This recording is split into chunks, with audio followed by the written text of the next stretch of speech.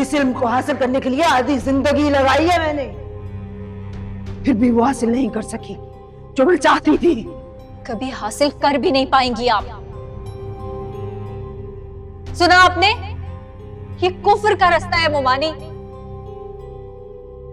पर ऐसा रास्ता किसी इंसान को कैसे कुछ दे सकता है जिसको हासिल करने के लिए आपने अपना ईमान दांव पे लगा दिया?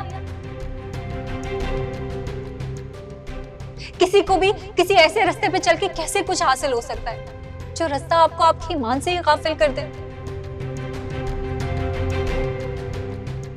राशिद की तरफ देखे मोमानी, क्या हालत हो गई है उसकी।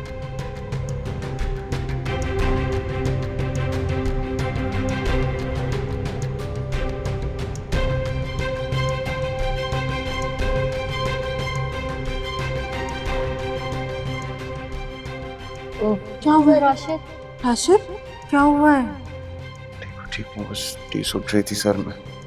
तुम ठीक हो ना? अब 2-3 दिन तक तुमने उठ के कोई काम नहीं करना है। तुम्हें किसी चीज की जरूरत होगी मुझे या मोमानी को आवाज दोगे तुम। खुद उठ के कुछ नहीं करना है। तुम समझ रहे हो ना? आप लोग तो इससे परेशान हुए जैसे मेरा आखिरी वक्त आ गया।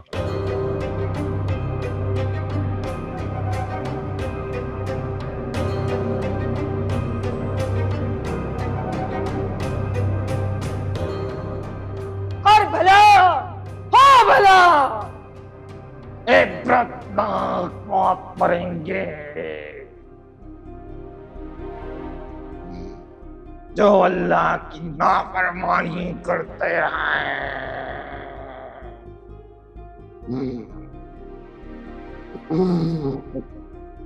जादू करने वाला, आग कटवाने वाला जहन्नमी है।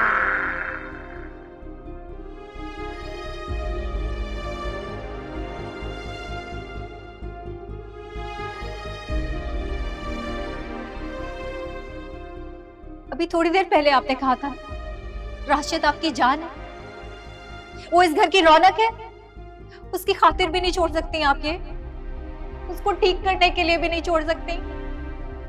इसीलिए बाबा जी के पास लेकर गई थी, वो भी छोड़कर चले गए। मानिए बीबी, आपको समझ नहीं आई है? अल्लाह ने आपको इशारा दिया है, मोहलत दी है आपको। छोड़ दे ये सब, तौबा कर ले अल्लाह मियां से।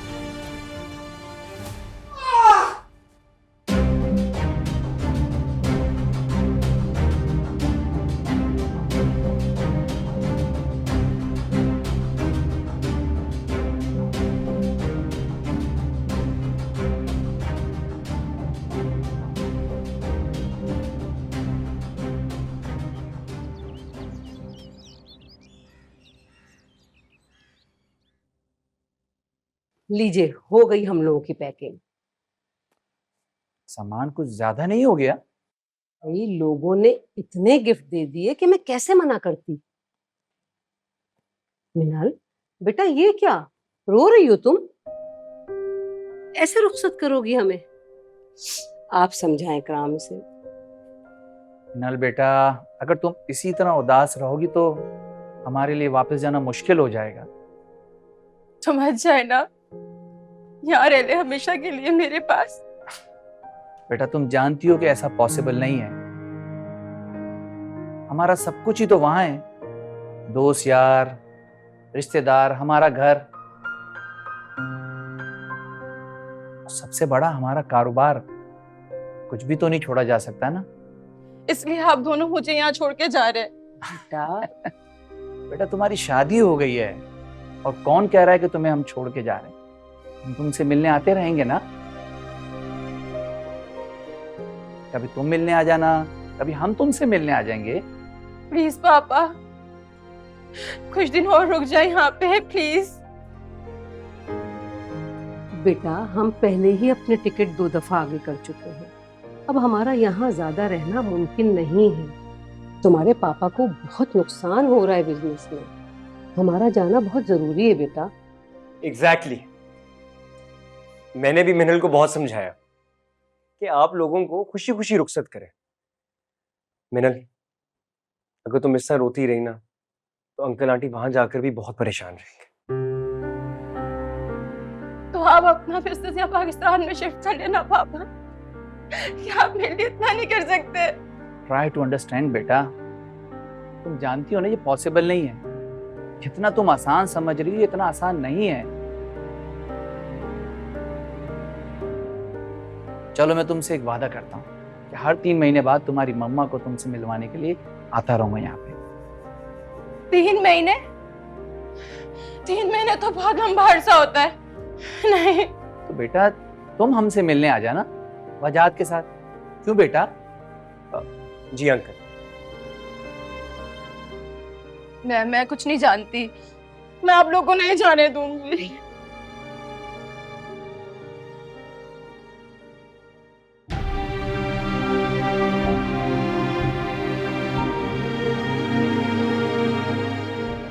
ये सब कुछ राशिद के साथ आपकी वजह से हो रहा है। आप जिम्मेदार हैं उसकी इस हालत की।